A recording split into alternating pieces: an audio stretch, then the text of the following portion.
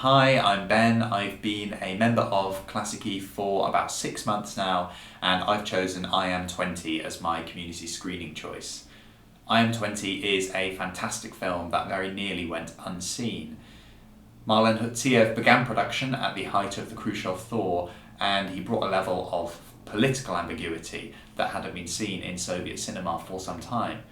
But by the time the film was completed, that stage of liberalisation was inevitably over, and the film found itself being cut down to about half its original runtime to avoid being shelved by Soviet censors.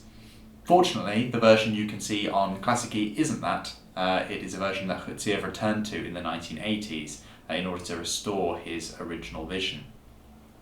It would be very easy, I think, to be overly critical of the censors in their decision making. But at the same time, the Politburo somewhat missed a trick with this film. While many of its detractors, Khrushchev himself included, saw it as a tale of youth hell-bent on rejecting their elders, the central characters of the film are instead portrayed as almost implausibly polite and charming throughout.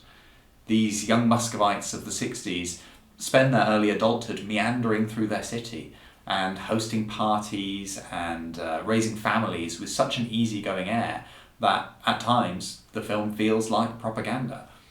There's also a lyrical quality to the film which is strung out throughout and even embedded in scenes of real life events which give the film this almost documentarian feel.